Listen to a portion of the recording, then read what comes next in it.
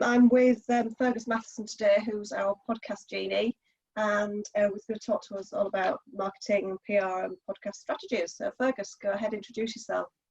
Hello, I'm Fergus Matheson, as Sally said, and I've been doing podcast PR for about sort of 24 months now. And the way I sort of got into it, because it wasn't a normal thing for somebody to get into, and I sort of fell into it really, was to help somebody else do it. So I was doing it for free, doing sort of free work and sort of building it up that way, because it's all quite new in the UK. This podcast sort of nuts and bolts and sort of business side of it.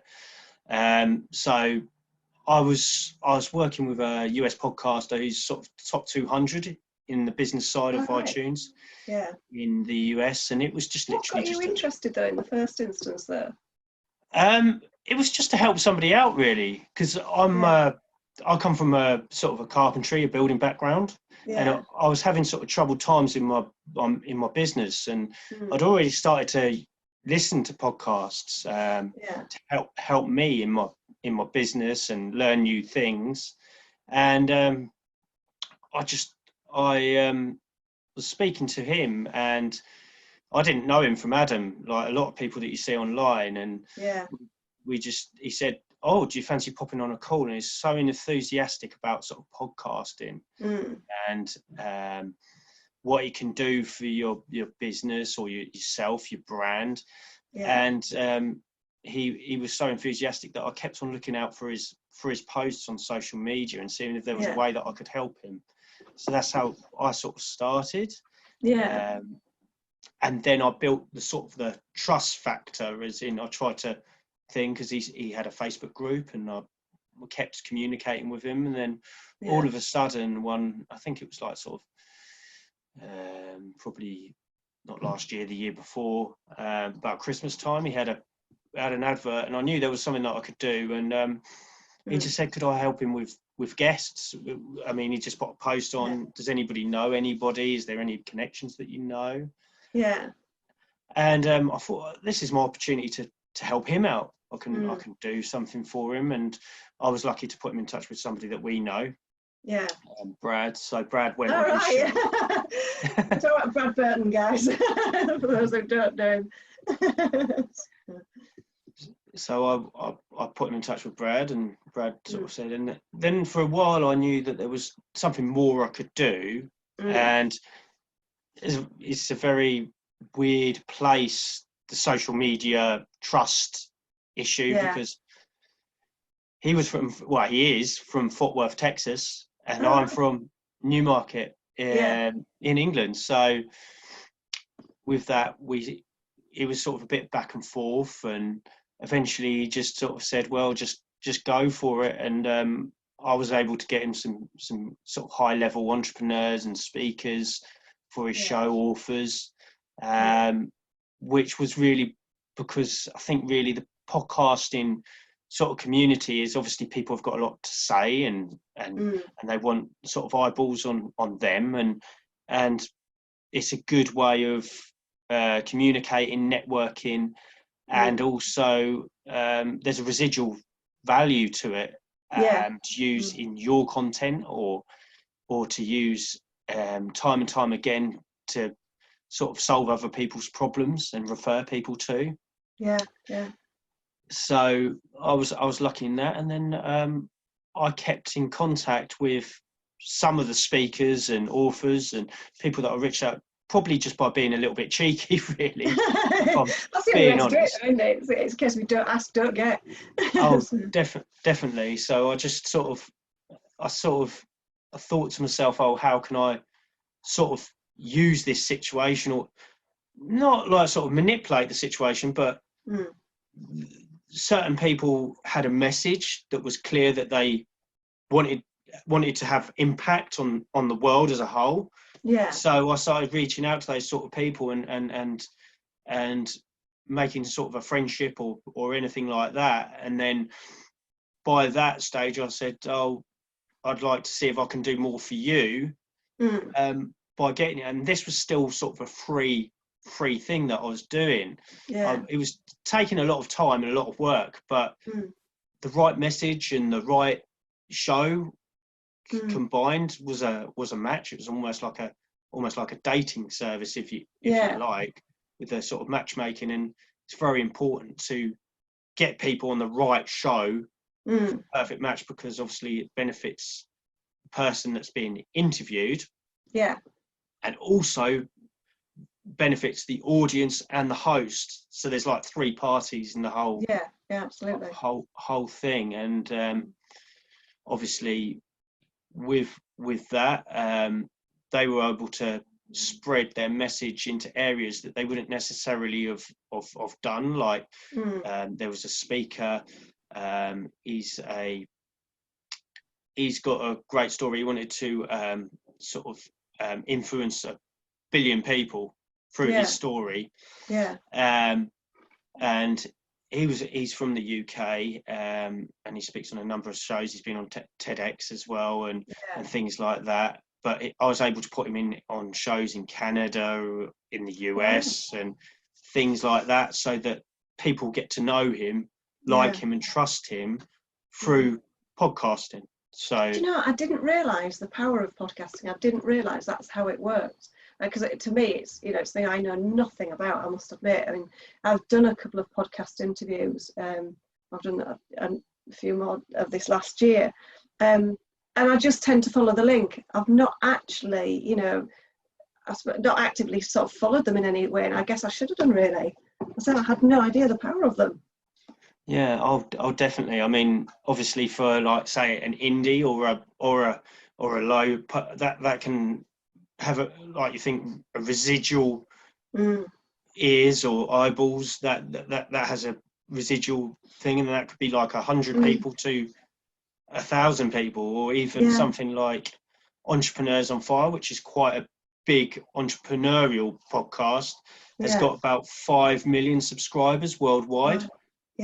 So with that, you're getting a lot of potential eyeballs on what you're doing, which is obviously, with the right message and the way the match is obviously beneficial to anybody of this age. But it all comes down to obviously your message and your branding and how you're putting it across, and things like that, because it is slightly different. I mean, I've done probably about, because I've got an interesting story because of what's happened. I've probably been on about sort of 10 to 15 podcasts in the last sort of 20, probably last 10 months actually. Before that I wasn't on many. But then there's people that are on about 50 podcasts a year. Wow. Just being interviewed, just being guests on podcasts, because they've got something, they've got a message to say, and they want to get the eyeballs to where they need it, and direct them to a certain area where they want the people to be, really, and to give back as well, because obviously if you come across in a podcast interview that you don't know what you do, and you're not really giving a benefit to that audience, then obviously that doesn't work. The chain's broken. So I must admit, the first one I did was in October last year, and it was for a community called Grow Together, a guy called Luke Burrows. And I must admit, I had no idea what to expect, but I ended up speaking to them for about 40 minutes and had such a laugh with them. Had to share my story, talk about why I do what I do, etc. And that has resulted in me working with them. So starting this year, Luke put out a load of trainings on his community, so I'm doing live trainings and things with them, through their online community and part of their website and community now. And had they not reached out to me, that would never have happened. So and I say I had no idea about podcasting. I'll do it.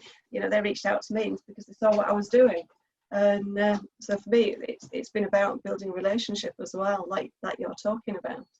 Oh, definitely. I mean, they do say, like, the person that I was working for before, and they say it's the biggest networking tool, because you're all interlinked through podcasting.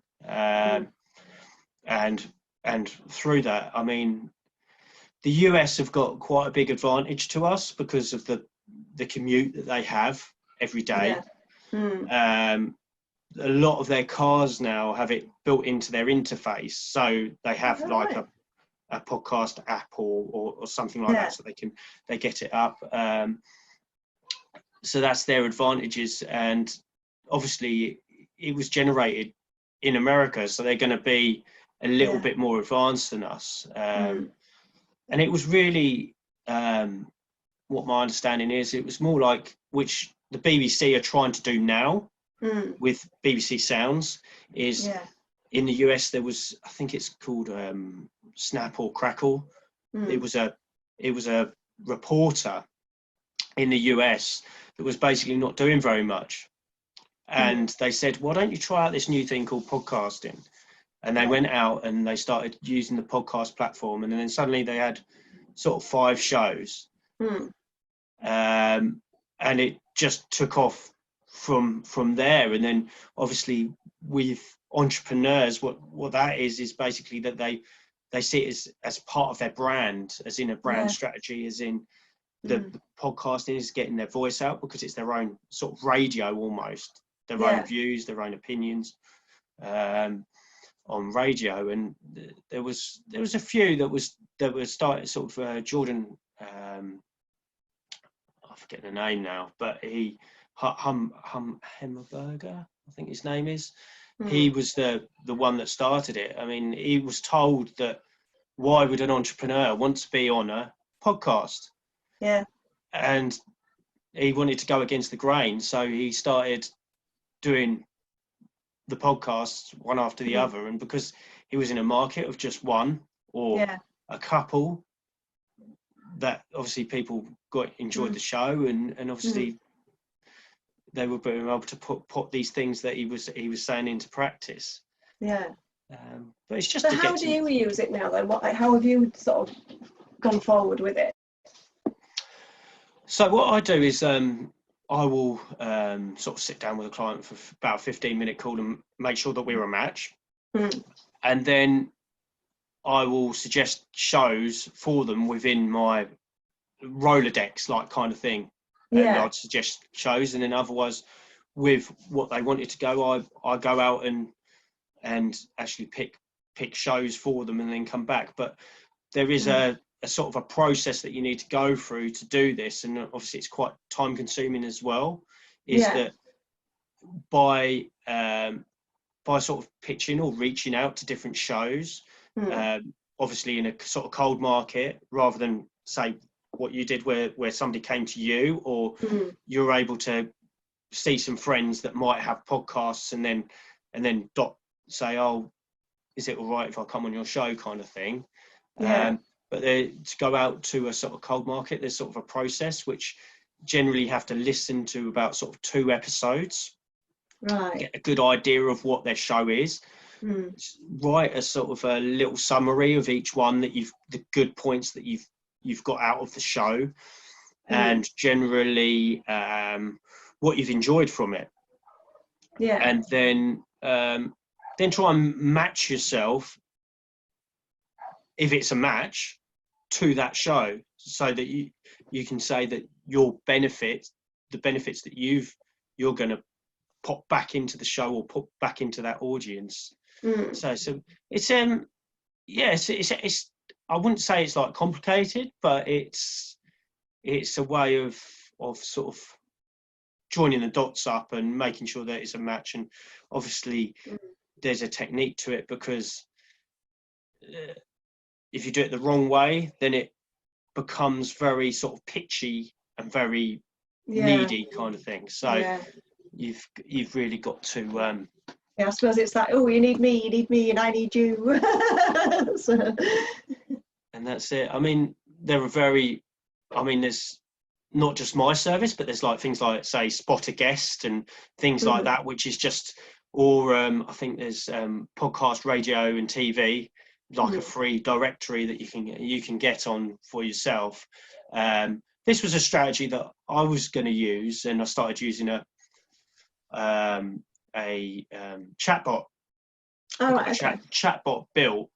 Yeah. We were like at the latter stages of it. Got a chatbot built, and I was going to do a directory, which would have just been him on this him or her on this show, or just a email sent out. Yeah. And I decided to pull the plug on that because I feel the relevance of that one-to-one service and speaking to the person direct and guiding them through a sort of a journey and seeing where they get to.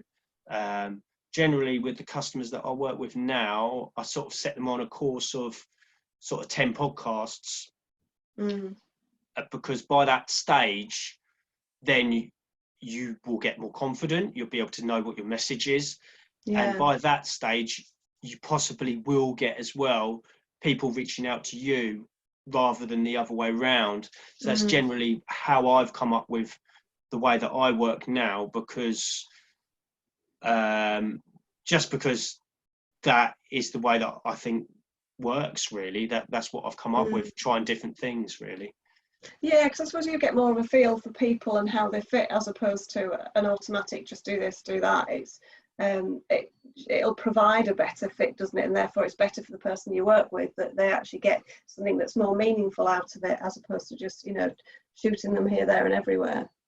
Oh, definitely. And I've also sort of paired up with a sort of a branding strategist as well. So there's that side as well that I'm working on at the moment. So what he does is he does the sort of, because as well, I don't want people to get sort of bogged down with it, because there is quite a lot of information out there, but obviously there's different grades of how you can approach this. And obviously it's good just to get started rather than thinking about the if, buts and maybes. But people that go on stage, sometimes they have like a one sheet. All right, yeah. So it's just a document that shows what good topics you have, a headshot, that kind of thing, and gives you an intro into what you've got and what you do and the experience you've had. And this can all be done and designed in a one sheet, so it goes with your branding and sort of keeps it nicely with the website. And maybe not, well, yeah, in this country a lot of people have speakers have their own personal website now, so they might have a www.fergusmatheson.co.uk kind of website to keep that within their personal brand.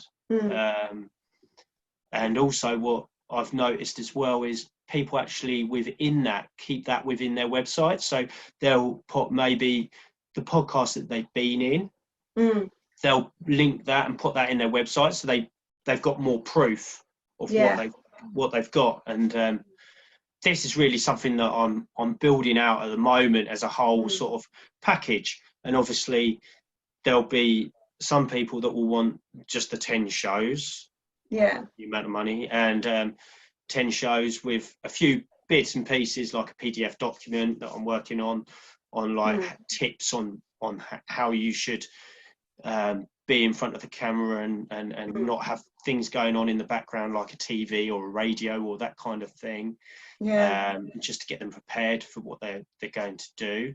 And then I'm also working on a sort of a full package where somebody would say, can you, which wouldn't be necessarily me, but would be for the branding strategist that I use, which would be sort of the social, getting social media areas sorted out, and the whole one sheet and even the website sort of built as well. So that's the sort of add-on to the sort of package, so that people are put on doing the maximum they possibly can to get to take full advantage of the podcast experience.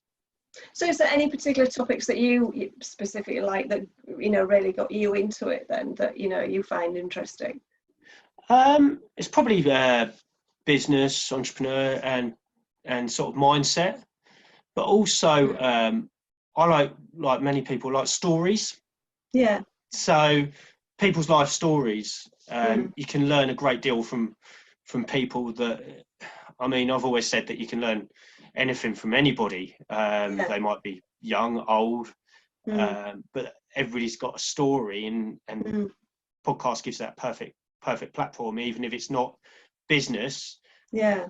But it's something like, if you've got elderly relatives that maybe have been through the war or something like that, that's a good way of documenting those stories. Because that as well. they will be, they're relevant to them, but they're not necessarily relevant to you. But obviously having that as a document, having that on a podcast is obviously preserving it through that sort of documentation. So that's a really good way of doing it. I mean, it's like when you're at say a networking event, you go to a networking event, you're going sort of doing your 30 seconds when you stand up and you talk, but then you go around and you have your one-to-ones with different people, and then they talk about the business, they're passionate about what they do, and you get that sort of that golden sort of nugget off them of a different bit of advice. And if that was recorded, then obviously that would be good. But obviously as well, behind that, they might be a fishing enthusiast that knows lots about different bits and pieces about fishing, and having that is invaluable to somebody that might be just thinking about getting into fishing. You forget that there's absolute little nuggets that people have, don't you? You see them day to day in a work environment, and you forget that there's a person behind that work, I guess. So oh, definitely. I mean, I work with US podcasters during the night. So my work during the day is carpentry and joinery. I actually work for a firm at the moment. But even if you just sort of took that firm, because in America they have a lot of, which hasn't actually got over here, is corporate podcasts. Oh, right, okay.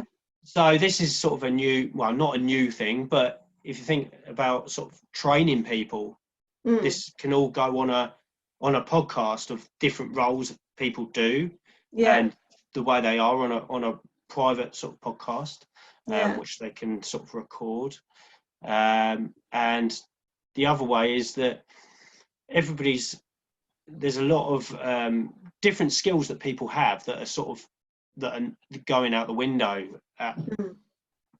just because over time things get quicker as they go down.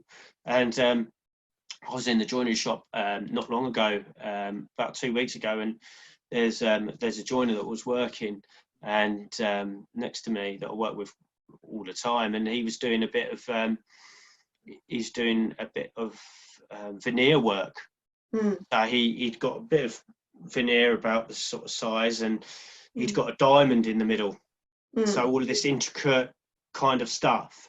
Obviously that's very visual, as in would be better in a video, but if you had that for different techniques and different things to pass down to people, then having that captured in a podcast or anything like that is invaluable, because it's like how to, and obviously helps people. Do you think, under the current circumstances, because obviously we're going through the whole COVID-19 scenario at the moment, do you think in the UK podcasts will start to sort of climb a bit faster then, because of this scenario where everybody's working from home, everybody needs that that listening interaction, where the States are far ahead of us? Do you think we will start to catch up because of things like this then? Oh, definitely. I think it'll be something that people put things on the back burner, like starting their own YouTube channel, maybe even like stepping out, because people get lonely as well. I can imagine that mental health and the loneliness of being incubated, and obviously you've got your family around you and everything else. But at the moment, being through this, that basically you're stuck in those four walls. And by the only way of communication or seeing another human being is through a Zoom chat, like what we or an interview like we're having now. So I think that will be something that people will be looking into, And obviously with people like, because at the moment there's quite a lot of sort of celebrities and people like that are reaching out and starting doing their own podcasts and doing their own thoughts because they've got followers and everything else. And I think that will be because people have to keep relevant. They have to keep relevant. So I imagine that will be something that people will be looking for, because people at the moment are using Facebook Lives and everything else to do events and get their singing across and get, even though it's a different genre than what I've got, they'll be looking at different ways that they can get sort of content out there so that they can communicate with their fans, communicate with their followers, and keep them to keep their spirits up. Just to keep the spirits up, I think. Yeah, absolutely. So what's the biggest tips that you would give people at the moment if they were about to start with a podcast then? I would say that if they want to start a podcast, I'd say just do it. Just there's a free app called Anchor, right, which is sort of a basic model, which is more like a Facebook Live, but you can edit on there. The only problem with Anchor is that it's the copyright, that it always keeps the audio. But if you have a little bit more money to spend, I'd go for something like a Simplecast, www.simplecast.com, which basically broadcasts to all the major platforms, but also has the analytics as well. So it can tell you where people are listening to in different countries. Right. And makes it so simple to add different descriptions and art, cover art and everything else for about, I think it's about $15 a month. Right. So it's not breaking the bank, but obviously these times aren't fruitful times. Obviously there's a lot of money out there, but that's where I'd personally start with a Simplecast. Anchor, if you're thinking about it, but you want to start it, because you can't go from sort of being just started to Gary V. It just doesn't work. So you've got to do the steps in between, and just to get started, really. That's the main thing, and to build it up, because like even with this, what about people if they wanted to start with you and work with you? Oh, with me, they can reach out to me. I'm always available on sort of Facebook or LinkedIn, and I enjoy having those conversations with different people, like just to see what their approach is, or if I can help them out in any way, because I have been not just with the interview stage, I have been around podcasters as well, so I know their systems that they use and sort of basic systems that I can sort of just give them a little bit of knowledge and some tidbits. And you have a Facebook group, I believe, as well. Yes, I have a Facebook group called Podcast Genie Connection Group Global, and that's obviously on Facebook. Obviously, with the way things are, and the thing, I've been thinking about starting a LinkedIn group, which I'll probably start in soon. I know that LinkedIn isn't so good with the eyeballs, but making it as basic as possible for people to go, I'm on LinkedIn platform, I'll join your group. Just making it easy for people is always a good thing. Yeah, absolutely. So thank you so much for today. I found it really interesting because I knew absolutely nothing about them, so really, really appreciate it. Do you have a website at all, or is it just Facebook, LinkedIn, etc., that people can find you? Yeah, so I have a website. It's at this stage it's just a one-page website, which is www.podcastgenie.biz. Right. And I'm getting that redone fairly soon. But we're just going through a branding stage at the moment, where we're going to redo a lot of the stuff. So no, that's brilliant. Thank you so much for today. I really, really appreciate it. Great to be here. Thank you. All right, cheers.